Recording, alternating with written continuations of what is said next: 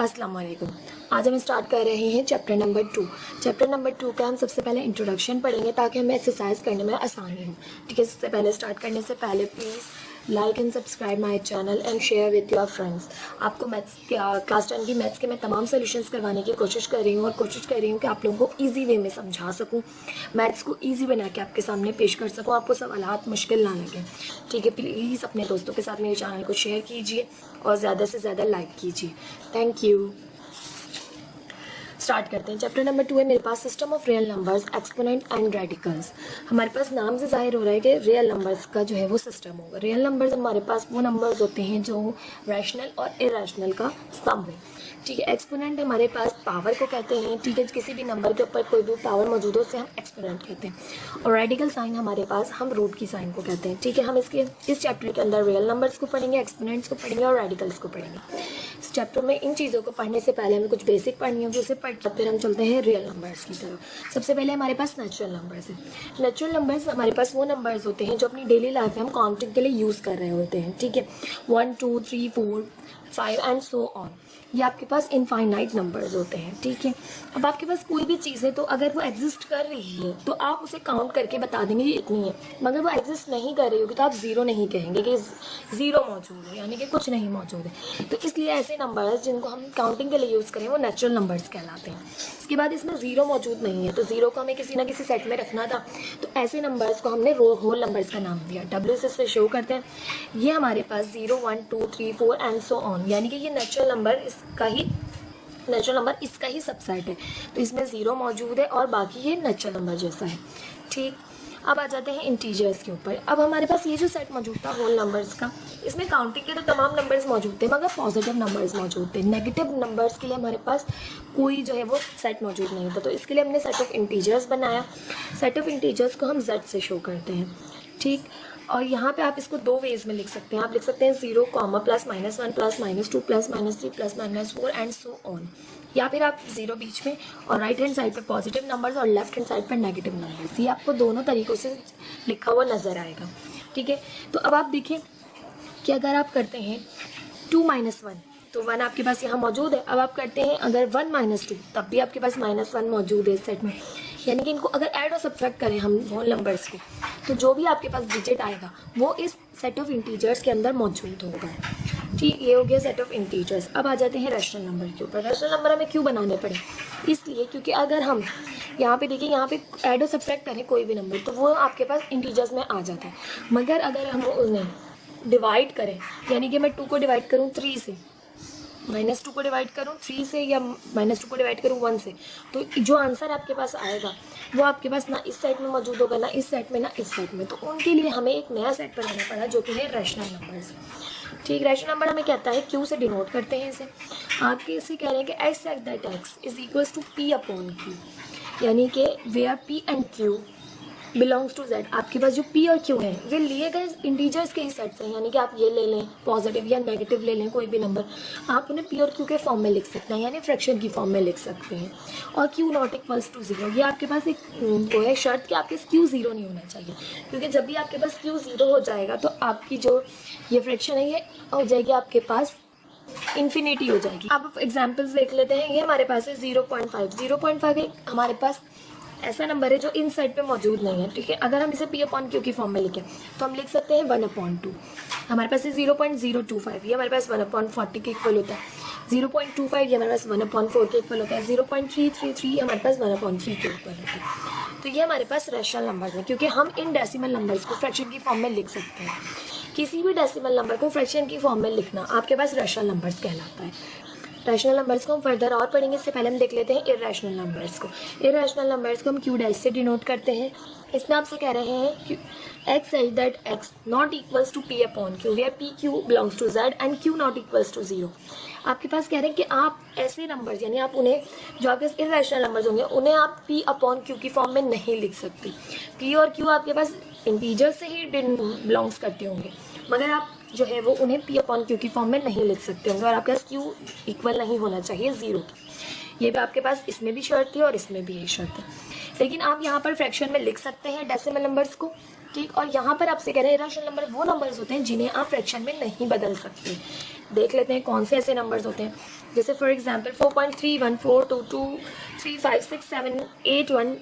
अब आपके पास ये बता रहा है कि ये कंटिन्यू नंबर, तो ऐसे नंबर जिनकी आपको लिमिट ही नहीं पता, आपको पता ही नहीं खत्म कहाँ हो रहे, तो आप उन्हें फ्रैक्शन में कैसे तब्दील करेंगे। इस तरह से ये भी एक नंबर है, तो ये भी आप फ्रैक्शन में तब्दील नहीं कर सकते, यानी पी अपॉन क्यू के फॉर्म में तब्दील नहीं कर सकते। तो these are the irrational numbers because they can not be written into fractions. अब आपको बहुत इजीली समझ आ रहा होगा कि रैशनल नंबर्स वो नंबर्स होते हैं जो कि आपके पास फ्रैक्शन में तब्दील किए जा सकते हो, और इररेशनल नंबर्स वो नंबर्स होते हैं जो आपके पास फ्रैक्शन में तब्दील ना किए जा सकते हो। ठीक, अब फर्दर हम इररेशनल नंबर्स को पढ़ लेते हैं। रैशनल नंबर्स हमारे पास टर्मिनेटिंग डेसिमल भी होते हैं। टर्मिनेटिंग डेसिमल का क्या मतलब होता है? टर्मिनेटिंग डेसिमल का मतलब होता है decimal in which there are finite numbers of digits in a decimal part. आपके डेसिमल पार्ट के बाद आपके पास फाइनाइट नंबर्स हो सकते हैं। ठीक है, फाइनाइट नंबर्स यानी कि जिन्हें हम काउंट कर सकते हैं। अब यहाँ हम काउंट कर सकते हैं 1 डिजिट है डेसिमल के बाद, यहाँ हम काउंट कर सकते हैं 2 डिजिट है, यहाँ हम काउंट कर सकते हैं 2 डिजिट्स हैं, और यहाँ हम काउंट कर सकते हैं 5 डिजिट्स हैं। ठीक है, तो अब आपके पास ये नंबर्स टर्मिनेटिंग डेसिमल है, यानी कि आप फाइनाइट नंबर्स आपके पास वो डेसिमल पार्ट रखता है। ठीक, तो ऐसे नंबर्स टर्मिनेटिंग डेसिमल कहलाते हैं, इन्हें हम ईजिली फ्रैक्शन में चेंज कर सकते हैं।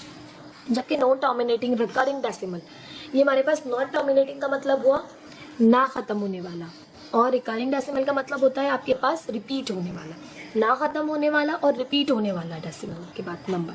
तो देख लेते हैं, द डेसिमल इन विच 1 और more than 1 digits repeat indefinitely, कि डेसिमल पार्ट के बाद आपके पास एक या एक से ज़्यादा नंबर रिपीट हो रहा है इनडेफिनेटली। इनडेफिनेटली का मतलब बिल्कुल तरतीब से। ठीक है, 2.555 डॉट डॉट डॉट, इसका मतलब है कि आपके पास 5 जो है वो रिपीट हो रहा है, एक डिजिट रिपीट हो रहा है। यहाँ पर 0.77777, 7 आपके पास कंटिन्यूसली इंडेफिनेटली रिपीट हो रहा है। यहाँ पर 6.456 456 456, तो यहाँ 3 डिजिट्स हैं जो कंटिन्यूसली इंडेफिनेटली रिपीट हो रहे हैं। ठीक, तो ये भी आपके पास जो है वो रैशनल नंबर्स में आपके पास तब्दील हो सकते हैं। The terminating and non terminating recurring decimal are rational numbers. हमने पढ़ा टर्मिनेटिंग डेसिमल और नॉन टर्मिनेटिंग रिकरिंग डेसिमल, ये दोनों आपके पास रैशनल नंबर्स में तब्दील हो सकते हैं, यानी कि ये आपके पास फ्रैक्शन में तब्दील हो सकते हैं। क्लियर, अब इसकी एग्जाम्पल्स देख लेते हैं। आपके पास 1/3 बराबर होता है 0.3333 डॉट डॉट डॉट, यह आपके पास नॉन टर्मिनेटिंग और रिकरिंग डेसिमल है, यानी कि आपके पास ना रुकने वाला और इनडेफिनेटली रिपीट होने वाला नंबर है 3। तो इसे आप फ्रैक्शन में चेंज कर सकते हैं।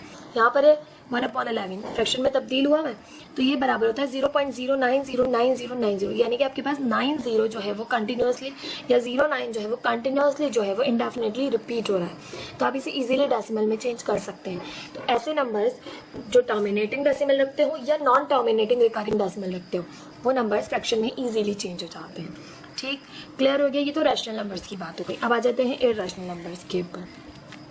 इररेशनल नंबर आपने पढ़ा कि वो चेंज नहीं हो सकते फ्रैक्शन में। अब आगे पढ़ लेते हैं non terminating non recurring decimal.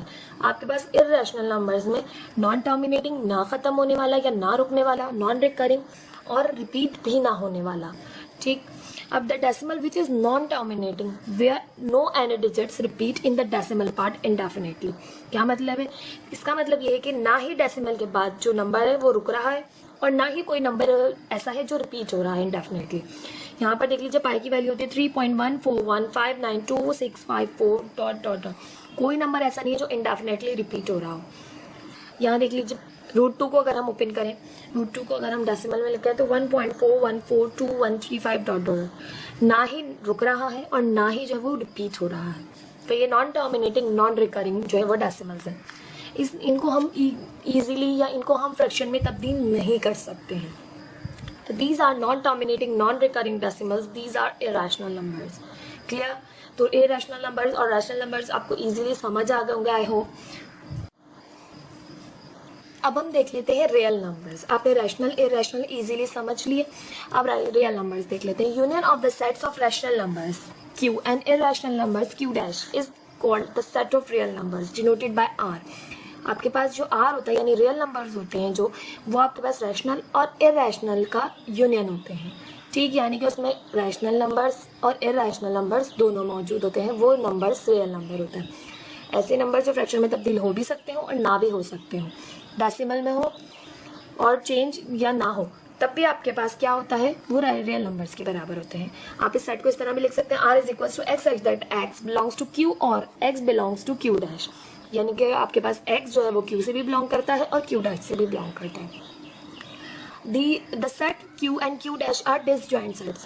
अच्छा जी, डिसजॉइंट सेट्स क्या होते हैं? डिसजॉइंट सेट्स हमारे पास ऐसे सेट्स होते हैं जिसमें कुछ भी कॉमन ना हो, यानी कि ये दोनों एक दूसरे का यूनियन में, इनका यूनियन तो रियल नंबर है मगर इन दोनों में कभी भी कुछ भी कॉमन नहीं होगा, तो ऐसे सेट जो है वो डिसजॉइंट सेट कहलाते हैं। ये बात आपको याद रखनी है, आपसे एमसीक्यूज में पूछी जा सकती है कि the set Q and Q dash are disjoint set। Yes. Properties of real numbers. अब हम रियल नंबर्स तो हमने पढ़ लिए क्या होते हैं, अब इनकी प्रॉपर्टीज भी देख लेते हैं। अब देख लेते हैं properties with respect to addition. अब हमारे पास एडिशन की क्या क्या प्रॉपर्टीज होती हैं हम वो देख लेते हैं। तो पहली प्रॉपर्टी है हमारे पास closure property. Sum of any two real numbers is also a real number. आपके पास दो रियल नंबर्स का सम रियल नंबर ही आएगा, यानी एक्स वाई बिलोंग करते हैं आर से और एक्स प्लस वाई भी बिलोंग करते हैं आर से।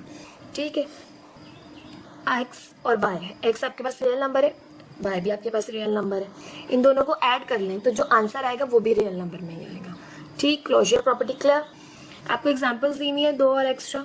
अब आपके पास है कम्यूटेटिव प्रॉपर्टी। कम्यूटेटिव प्रॉपर्टी आपने पहले भी पढ़ी हुई है सेट्स के चैप्टर में भी, कि आप a प्लस बी करें या b प्लस ए करें, आपके पास जो है वो आंसर सेम आएगा। और यहाँ पर आपसे कह रहे हैं कि आप एक्स प्लस वाई बराबर है वाई प्लस एक्स के, और एक्स वाई जो है वो रियल नंबर से बिलोंग करते हैं। ठीक, अब आपके पास 2.6 प्लस 7.2 9.8 आएगा। आप 2.6 में 7.2 को ऐड करेंगे, 7.2 में 2.6 को ऐड करें, आपके पास 9.8 ही आंसर आएगा। √2 प्लस √3 करें या √3 प्लस √2 करें, आपके पास आंसर इक्वल आएगा। तो ऐसी चीज प्रॉपर्टी आपके पास, यानी x प्लस वाई हो या y प्लस एक्स हो, दोनों में आंसर सेम लाए तो आप ऐसी प्रॉपर्टी आपके पास कम्यूटेटिव प्रॉपर्टी कहलाती है। ठीक, एसोसिएटिव प्रॉपर्टी में हमारे पास तीन आ जाते हैं नंबर्स, यानी तीन वेरिएबल्स आ जाते हैं, तीन नंबर्स एक साथ ऐड हो रहे होते हैं। किस तरह से कि x आप पहले y प्लस जेड करें उसमें x को ऐड करें, या पहले x प्लस वाई करें उसमें z को ऐड करें, आपके पास आंसर जो है वो सेम आएंगे दोनों साइड से। ठीक, अब आपसे कह रहे हैं and for all X Y Z belongs to R, यानी कि तमाम जो एक्स वाई जेड है वो आर से बिलोंग करते हैं, रियल नंबर से बिलोंग करते हैं। 5 प्लस आप पहले 7 प्लस 8 करें उसमें 5 को ऐड करें तभी 20 आएगा, या पहले आप 5 प्लस 7 करें उसमें 8 को ऐड करें तभी 20 आएगा। तो ये आपके पास एसोसिएटिव प्रॉपर्टी कहलाती है। अब आपके पास नंबर 4 है additive identity. There exist a number 0 belongs to R such that. अब 0 भी आपके पास बिलोंग करता है आर से। ठीक है, अब आर आप ऐड करें, यानी कि रियल नंबर को 0 को ऐड करें किसी भी नंबर में, एक्स आपके पास कोई भी नंबर हो सकता है, तो आपके पास आंसर जो है वो एक्स ही आएगा रिटर्न में। आप 0 को किसी भी रियल नंबर में ऐड कर लें तब भी आपके पास एक्स ही आंसर आएगा। ठीक है, the element 0 is called additive identity. ये 0 जो है हमारे पास एडिटिव आइडेंटिटी कहलाएगा। अब इसकी एग्जांपल्स देख लेते हैं। एग्जांपल 1 है मेरे पास 0.4 प्लस 0, यानी आप एक रियल नंबर में आप ऐड कर रहे हैं दूसरा रियल नंबर जो कि है 0, तब भी आपके पास 0.4 आया। आपने दूसरी साइड पे भी रियल नंबर में 0 को ऐड किया तब भी आपके पास 0.4 आंसर आया, यानी कि 0 इज एडिटिव आइडेंटिटी। इससे आंसर पे कोई आपके पास आपके रियल नंबर पे कोई तब्दीली नहीं आती। ठीक, अब है एडिटिव इनवर्स। एडिटिव इनवर्स आपसे क्या कहता है, for every X belongs to R, यानी तमाम जो एक्स होंगे वो बिलोंग करेंगे आर सेट से। There exist an element X dash belongs to R. अब एक नंबर है जो है एक्स डैश, वो भी बिलोंग करेगा आर से, सच that x plus x dash बराबर है 0 के और एक्स डैश प्लस एक्स बराबर है 0 के। आपके पास एक्स डैश होगा क्या, जो भी आपके पास रियल नंबर है उसी का इनवर्स, यानी कि पॉजिटिव है तो नेगेटिव, नेगेटिव है तो पॉजिटिव, उसी का इनवर्स आपके पास उसमें ऐड करें तो आंसर आपके पास हमेशा 0 आएगा। x dash is called the additive inverse of x and is denoted by minus x। ठीक, अब आपके पास ये एक रियल नंबर है, ये इसका एडिटिव इनवर्स है, यानी कि प्लस था तो माइनस है। ठीक, ये इसमें ऐड करें तब भी 0 आया, -2 यानी कि एस डैश में आपने x को ऐड किया तब भी 0 आंसर आया। तो कोई भी एडिटिव इनवर्स क्या नंबर होता है, जो भी आपके पास नंबर होगा उसी का इनवर्स, यानी कि +2 है तो -2। अब आपसे आगे कह रहे हैं, ये एक और एग्जाम्पल दी हुई है, the additive inverse of -x is x।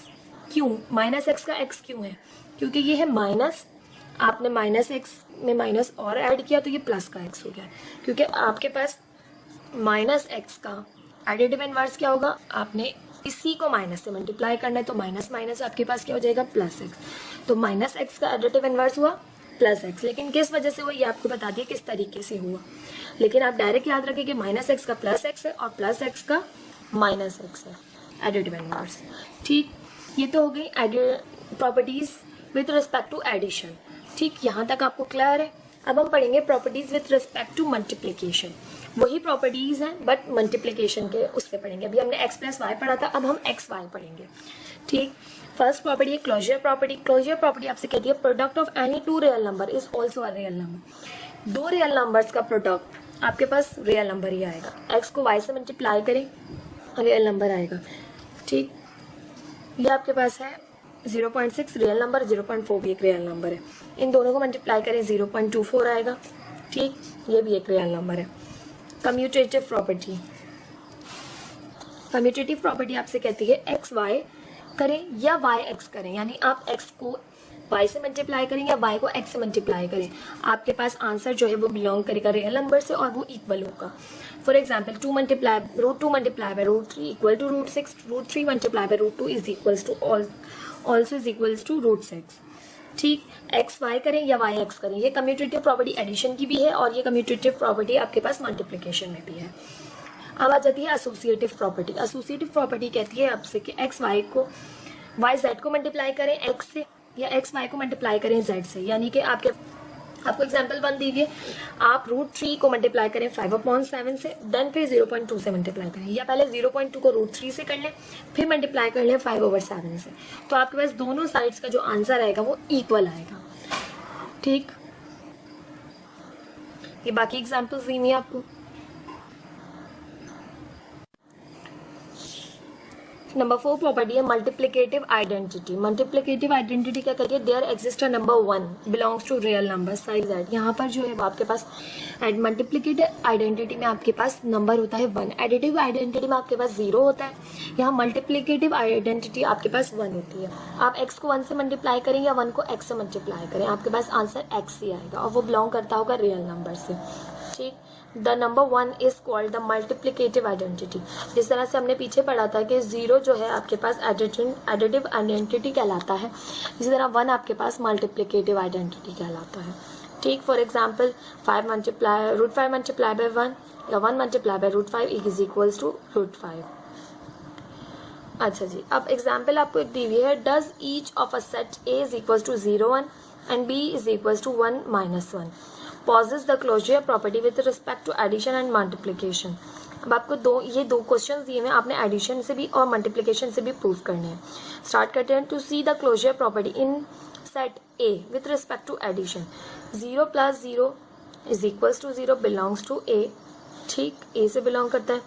0 + 1 करें तब भी 1 आ रहा है, बिलोंग्स टू ए। 1 + 0 करें तब भी 1 आ रहा है, बिलोंग्स टू ए।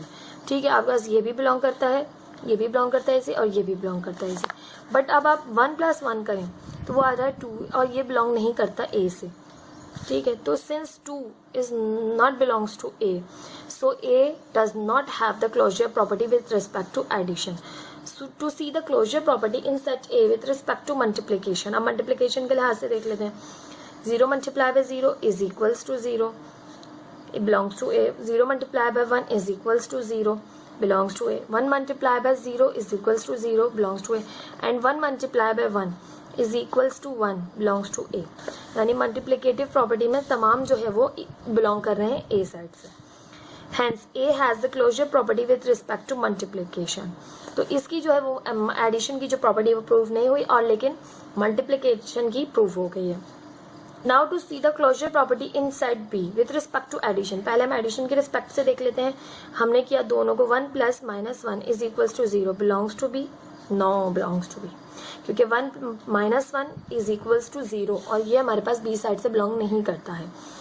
तो now to see the closure property in set B with respect to multiplication, 1 multiplied by 1 is equals to 1 belongs to b and 1 multiplied by -1 is equals to -1 belongs to b and -1 multiplied by 1 is equals to -1 belongs to b and -1 multiplied by -1 is equals to 1 belongs to b। Hence b has closure property with respect to multiplication। तो क्या prove हुआ आपके पास यहाँ पर कि आपके पास B जो है, जो आपने मल्टीप्लिकेशन किया, यानी आपने क्लोजर प्रॉपर्टी प्रूव की मल्टीप्लिकेशन की, तो वो बी साइड ने दोनों प्रूव की। आपके पास मल्टीप्लिकेशन प्रॉपर्टी प्रूव की और ए सेट ने भी आपके पास मल्टीप्लिकेशन प्रॉपर्टी प्रूव की। तो क्या कह रहे हैं आपसे, not for any two real numbers X Y belongs to R we write, आपके पास जो दो रियल नंबर्स हैं एक्स वाई जो कि बिलोंग कर रहे हैं आर से, लिख सकते हैं हम X plus minus Y is equals to X minus Y, और एक्स डिवाइडेड बाय वाई,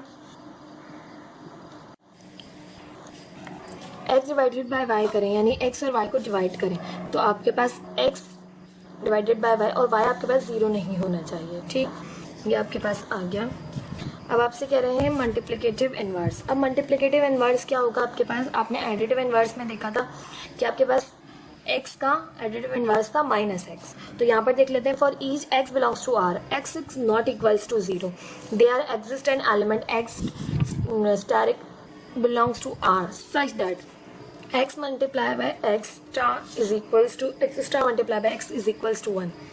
इस तरह से कि the element x star is called the multiplicative inverse of x.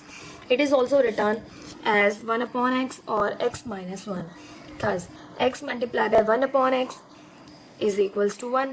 x से x डिवाइड हो जाएगा, आपके पास 1 आ जाएगा, या 1 upon x multiply by x, तो एक्स से एक्स कैंसिल हो जाएगा, 1 आ जाएगा।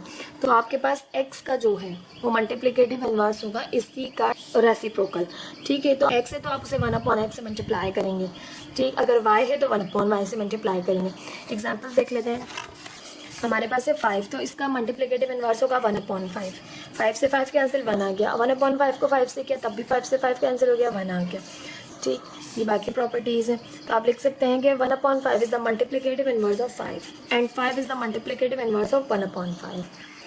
ठीक, अब देख लेते हैं, note the multiplicative inverse of x minus 1 is x minus 1 is equals to x, यानी x माइनस 1 का आपके पास x होगा और x का आपके पास x माइनस 1 होगा।